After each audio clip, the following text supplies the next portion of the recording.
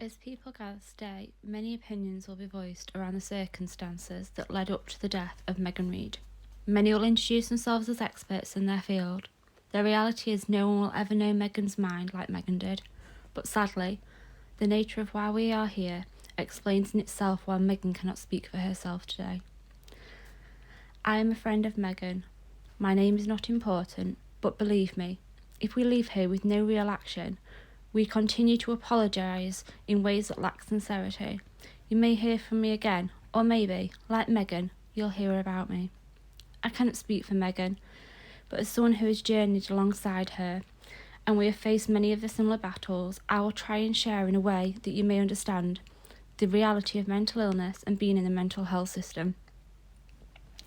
One day, my suicide note will simply read, "Their ignorance killed me." Such emotive words. These are not mine. These are Megan's.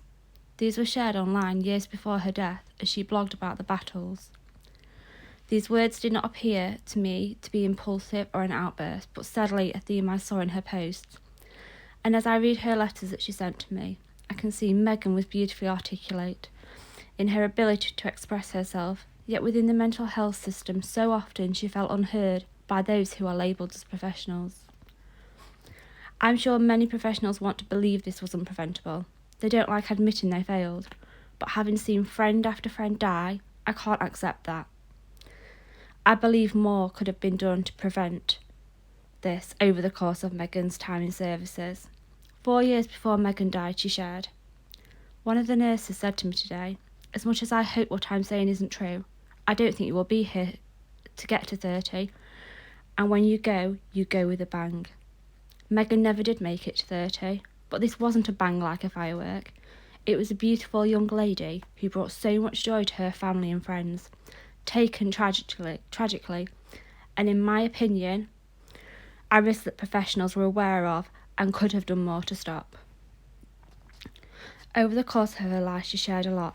2015, I'll start. "I am too fat for the help I want and need, so I feel like giving up. I wish I was important enough to deserve your help in recovery." For years, the answer was shove her in a long-term unit, and now the answer is just leave her to it. I give up. We all give up. I feel as though I'm crumbling. I'm trapped. I'm mentally paralysed. I'm not even sure anymore. I just don't want to be alive, and honestly, I'm jealous of those who are allowed to see the crisis team, those who get to see a dietitian. Even after 4 weeks of fasting, I wasn't accepted to the eating disorder unit. As the years passed, this continued in a theme. I resent that through all my teenage years, my struggles were dismissed. So now I feel I was never poorly, because for all those years, I was repeatedly told I was fine. I resent the eating disorder unit that told me I didn't have a real eating disorder because I also self-harmed. I'm reaching out, like they told me to do, and instead, they pushed me away. I'm tired. I'm so tired. 2018. You locked me up and you took away my voice. And then there's 1 month before Megan passed. If I were to bring it up with my therapist, she would say, "Is focusing on this today going to help us move forward?" I just want to sit with someone I trust and share it all, yet I can't. Through much of Megan's years, her voice was clearly not listened to. Megan's battles were complex, as is mental health generally. And these battles are the ones that are known to have a high fatality rate. To put this into terms more people may relate to, roughly 20 out of every 100 people diagnosed with an eating disorder will die prematurely, whether this be organ failure or suicide. Roughly 3 people will die prematurely as a result of COVID-19. Mental illness may not have the attention of the world in the way the pandemic does, but that doesn't mean it's not serious. It is serious. However, so many are refused help or given care unsuitable or not tailored to their needs. The service has a long waiting list. We have no beds.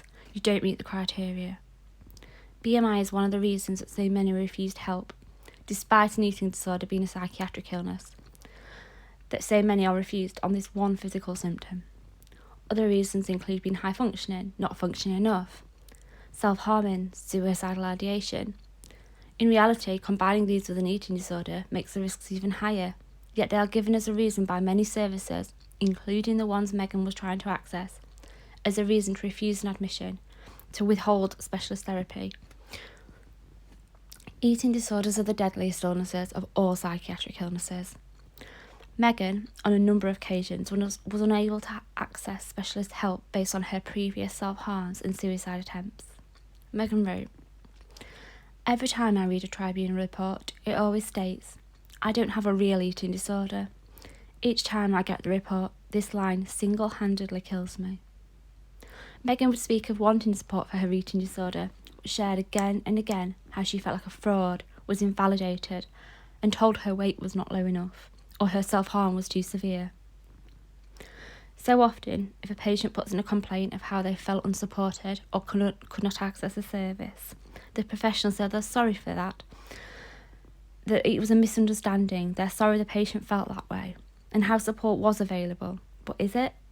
Have so many really misunderstood? This issue isn't simply being experienced by one or two people, but by many, including people who are still trying to access the team Megan was. When people are dying, this isn't a minor misunderstanding or a one-off mistake. It's a long history of failings that are causing many, many young girls to lose their lives, and many, many young men. This is not okay. My eating disorder has never been a suicide method. It predates my self-harm and suicidal behaviour. I didn't know whether to feel like a fraud or offended. Again, Megan's words, but ones that many could have written, at times myself included. This isn't a problem that's singular to Megan, and these problems happened before, so maybe had we listened before, this maybe wouldn't have happened to Megan. And maybe if we listen now, it wouldn't happen in the future, but will we listen? As someone who was able to access support for my eating disorder in a way that was collaborative and holistic, I recovered fully from self-harm and suicidal ideation, maybe because I felt listened to. Once a girl facing the same battles as Megan, I am now here and Megan is not. That's really the harsh reality that the difference between listening and not listening to a person makes. Megan wasn't listened to so often, and like many, she was near silenced into believing she didn't need or deserve help. Not only was Megan's concerns about her eating disorder often ignored or invalidated, but her feelings about what was right for her in terms of her care and her support network. It was clear to me that Megan's mum was the one who supported her recovery 100%. Even if Megan wasn't in a good place and would struggle to see the risks, her mum would be there to try and keep Megan safe, point out the risks. And when she knew things were beyond what a family could manage, she would seek the care of medicals and psychiatric staff to support Megan, thinking that was the best way forward. Megan often shared how her mum had saved her life so many times. And now, her mum continues this in her memory.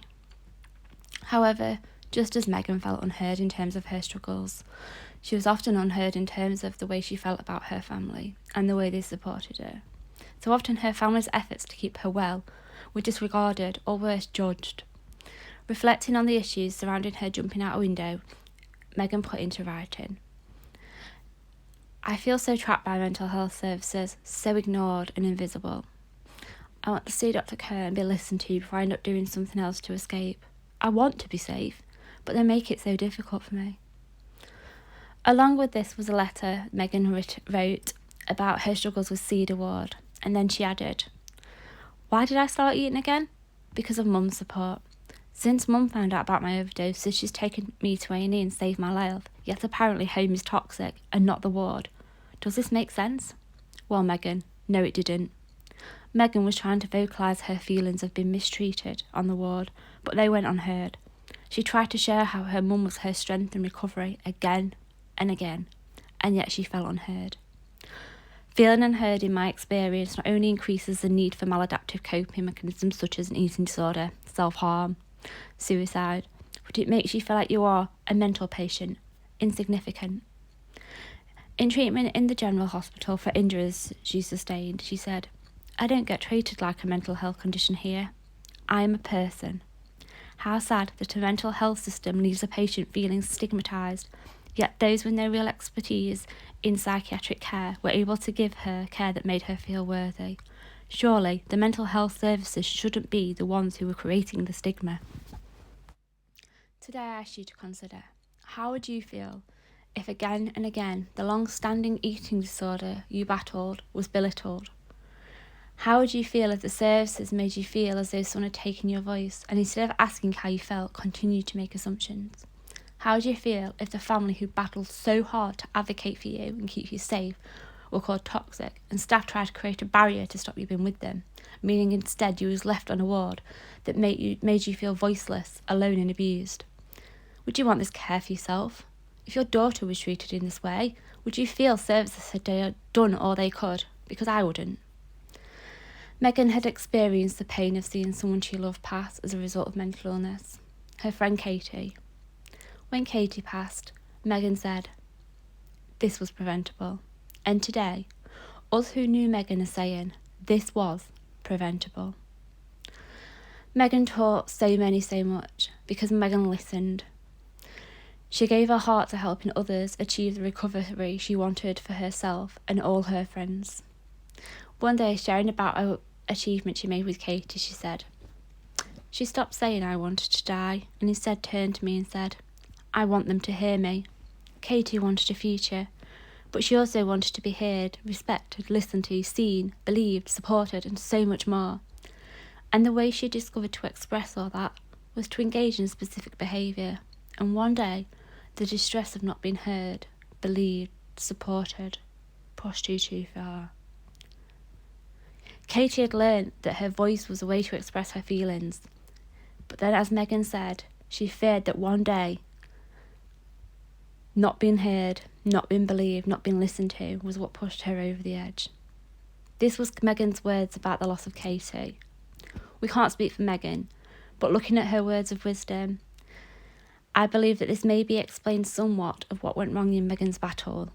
The fact that we didn't listen when she was here, or not listen enough to give her the help she needed. I'm using my own experience and some of Megan's words to try and help you understand. Today, I beg you not to dismiss things and brush over them.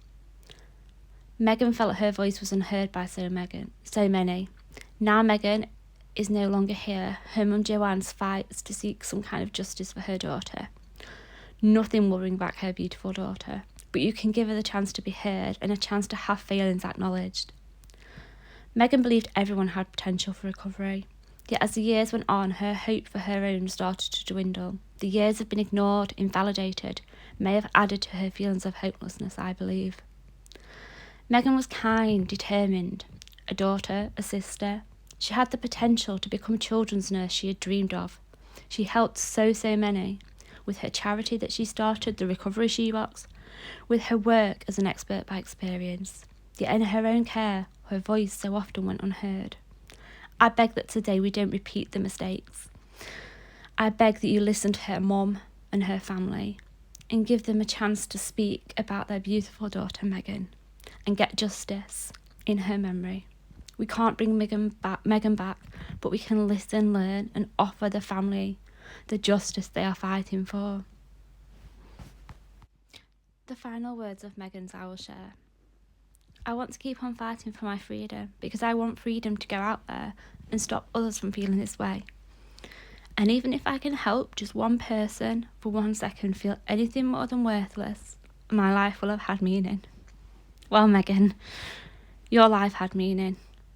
And in your memory we fight to get justice. I am so sorry that this world prevented you from seeing your own worth and you felt listened to by those who were meant to help. And today me and your family and all those who loved you will continue to fight to get justice for you. Please listen to Megan's mum, Megan's family, and also you love Megan, because all we want is justice for this young girl whose life was cut tragically short. Thank you.